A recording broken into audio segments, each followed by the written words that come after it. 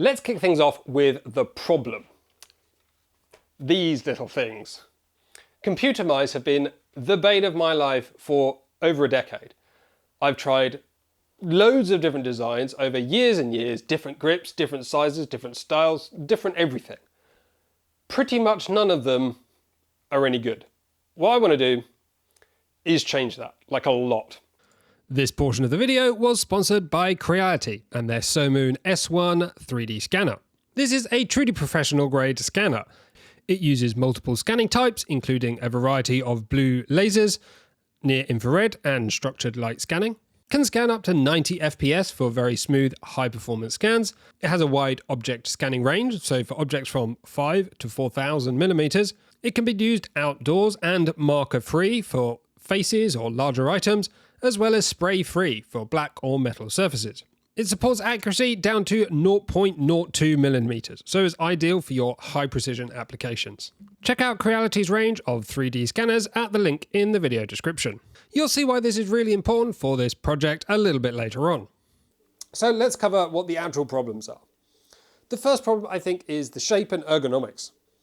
This is a mouse. It's not too bad in terms of its shape, but everybody, regardless of their hand size, will have exactly the same one if they buy this specific model.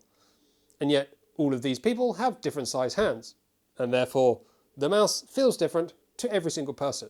Why are we having mice of all the same size? It's like having a pair of shoes. What size do you have? They're only size 6. Everybody gets size 6. It just makes no sense. So the first thing we want to do is make sure mice are available in different sizes, because people, weirdly enough, have different size hands. The next problem I have is repairability. If you've ever tried to do any repair on a mouse such as this one, you'll know that things like the switches tend to go, the sensor might go, I don't know, there's various parts. It does take a lot of interaction. If you're sitting with a mouse 8 hours a day, it can go through a lot of wear and tear, so you might need to repair it. But why are the screws so conveniently placed all precisely under the tape? Because they don't want you to take it apart.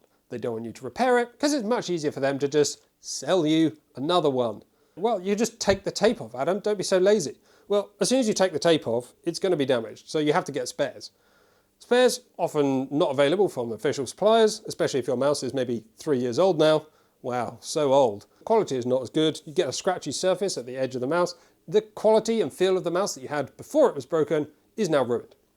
The third problem I have is performance. Quite often you have to pick between comfort and performance, because a mouse like this, for me, is reasonably comfortable. But the performance of the sensor in this is, let's just say, less than adequate. And you have to just pick whichever is closest to what you want, as opposed to just actually selecting the size that you want, the sensor you want, and you put the two together. So now you know the problems, let's cover the ways that I think those problems should be solved. Let's start off with repairability. I know that was point number 2, now it's point number 1. To solve repairability, I think it's actually probably not that difficult. So we're going to have accessible screws and replaceable modules. Instead of having PTFE feet where you can't see the screws, you make it so you can. It's literally a design decision. They have decided to put the screws where they are and then go, oh, the tape just happens to cover them. Is absolute nonsense. You can literally choose where those things go. I would choose to make them accessible, including on the sides of the mouse by the buttons, so you can take those buttons out. And then I want to have things as modules. The replaceable modules would be things like the switches, the main switches and mouse wheel, the forward back buttons on this side. You have maybe a screw front and back. Is maybe a little oval and you just take it out. Same with the switches, like a module that sits on the front here. You unscrew it and that piece comes out. That's like the switches. There's a little wire underneath that connects into the main controller.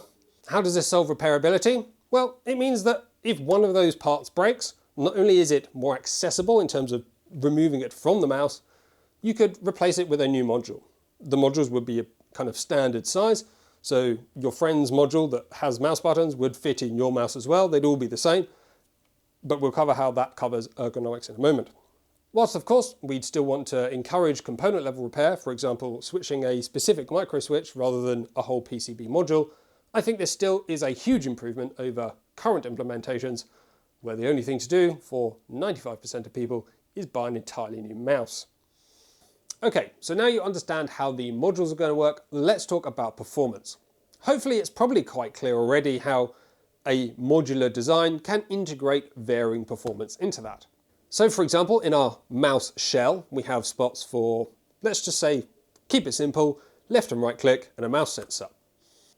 The performance characteristics of that device that can change between those two shells would be the actual switches, maybe their number of clicks and the force required, and also the sensor, the polling rate and precision. Let's say we have two scenarios then, maybe just a general office use and a gaming use. Gaming, high speed, high precision, and probably high cost associated with that, as you would need a high performance sensor. However, in the office environment, you just don't need that same level of speed and precision. So we can use a lower cost sensor and meet a lower price point, allowing us varying levels of price to performance for different usage situations. And importantly, of course, we keep the same shell. Every module that fits in a given space would be the same size. That means you can switch them out, you can change them up. You can have the same shell in multiple places, that's where you go, but have different sensors in each one and experience the same levels of comfort, but with different cost. Hopefully it goes without saying that we achieve a certain level of that performance via good design, quality manufacturing, and most importantly, critical part selection. Choosing parts which meet the performance requirements that you have for your design. Clicks that are rated for millions of clicks at a certain force that's appropriate for your use case, and sensors which reach the polling rate, precision, and accuracy that you want in your application. Now, let's move on to comfort. And I think this is where the kind of actual big brain idea comes in. Maybe it's big brain, maybe it's stupid, I don't know yet, but it's a cool idea I think, and I'd like to explore it more, and you'll see why in a minute. When it comes to ergonomic shape, everyone's hands are different. Yeah, I know, it's quite amazing to realize that. The way I want to do it is to have a moldable material, which you form with a hand, you 3D scan it, and then you print the mouse from that. The best way for me to explain this is through this experimentation that I did. I'm starting here with 3 simple 3D printed parts. These are the blanks and will be in the position where the final actual electronics parts would sit. I'm trying this out with 2 types of materials, a plasticine and a clay, which includes some fibres and is easily dried just in air without a need for a kiln. I started off by trying the plasticine, which as you can see is flexible. It bends even though there's a thick block of it, and it pulls away into separate parts quite easily. But when trying to actually kind of mould it and form it by just pressure, like squeezing it, it was really difficult to move, which to me was surprising, as I believe plasticine is typically used as like a children's play toy, and I can't imagine how young children are going to be able to manipulate this material, just based on the amount of weight it took me to actually manipulate it. Maybe it's just better when it's much thinner, like lots of small pieces that you can bend and mould easily because they're much thinner, but a thick block like this just was really impractical to try and mould by hand. The idea of trying to kind of squeeze it into a shape was basically impossible. Next I moved on to using the fibre-filled air dry clay, which you can immediately see is way easier to form by hand. I'm able to just very easily pull chunks off the big bag of material and place it on, bind it together, form it, push it into whatever shape I need, and it just kind of sticks in place. In terms of processing here, I'm not sure if starting with a really big piece and then taking bits off, or starting small and just adding pieces on is going to be the better option, but for now, as long as we get a cohesive blob in the end, I don't really mind. As you can see here, I've started editing the 3D printed modules. So these are kind of the blanks, which basically are a sort of space claim for the electronics assembly, which would fit here once you have the finished product. It just makes sure that you have all the space required and you don't put clay into spaces that you need electronics to be. In terms of smoothing, I found that the wooden knife didn't work particularly well. As you can see, any kind of dents or material that the knife drags along ends up basically making scratches along the clay. So in the end, actually using your fingers turned out to be quite a good method. But the wooden tool was still good for like finer details, moving little bits, adding in new material, or cutting off of the block. After playing around with this for sort of 10 or 15 minutes, I'd eventually come to a shape which I was sort of generally happy with. I think it's obvious that this is not perfect. It's not really the idea at this point. This is really just an experiment for me to find out what is easy, what is difficult, what needs work, what might be challenges in the future, and where we need to focus efforts in order to improve things as we continue. So overall, happy with the shape, and now it's time to move on with other processes to test those as well. So I left this to dry for a few days. After leaving the mouse for a few days, this is what it looks like. Now obviously those scanning points did not just magically appear on there, I have placed them on there. You can see overall the shape has been retained, but there are these huge gaps because as the clay dries, it shrinks quite considerably, which I had predicted would be the case, but I didn't know by how much and if it would actually crack or some other thing would happen. Either that or we make some alterations to the kind of blanks. So we can make them in a way that you mold them and then you pull out the core and you leave it kind of as a gap as it dries so that as it shrinks, there's nothing to actually press against. We can then scan it and re-expand it digitally back to the size it was when you molded it. Now this is the part that I'm really glad I had the new Surmoon S1 scanner from Creality. Whilst it probably would have been possible to scan this without the markers, I do find that tracking is more accurate with them, and we can also, I think, get higher precision, so that's the method I went with. I still have other methods to test and try over time, but this is what we got for now. As you can see, even if you do lose tracking, if you move too fast, then you can go back to the markers and it will re-pick those up. And I found this really easy to scan. As you can see, I have basically no experience in doing this and still got a really good result. So overall, I'm really happy with this scanner, and I think this is the tool I'm going to be using moving forwards for scanning and developing this kind of procedure. This scan is pretty much real time, and as you can see, it didn't take very long. After that, they also had this automated process for removing basically the desk that I had the part placed on. That just removes all the stuff below a certain point.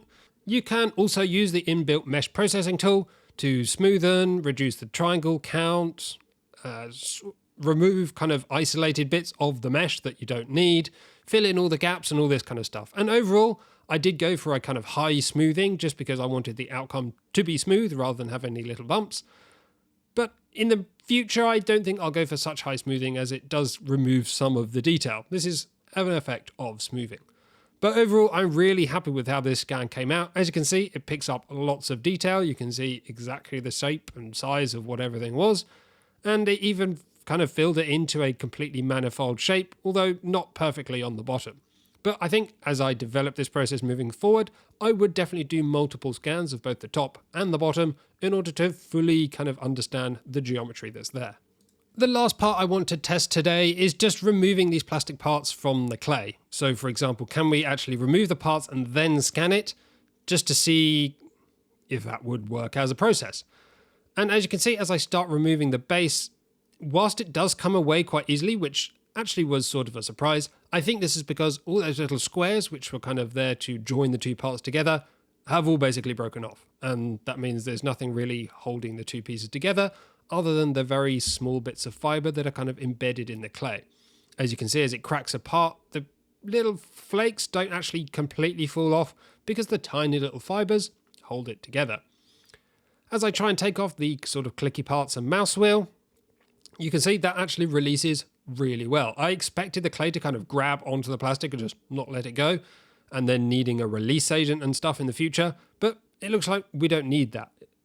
Maybe this is a factor of the shrinkage and the fact that it actually cracked and that stops it from holding it tightly, but the fact that it kind of came off and left this really nice hole of like the imprint of the part really detailed actually worked really nicely. As you can see here, this is a great example of where the thin parts have just completely cracked. It just has no structural strength, and yeah, as it shrinks, the whole thing breaks.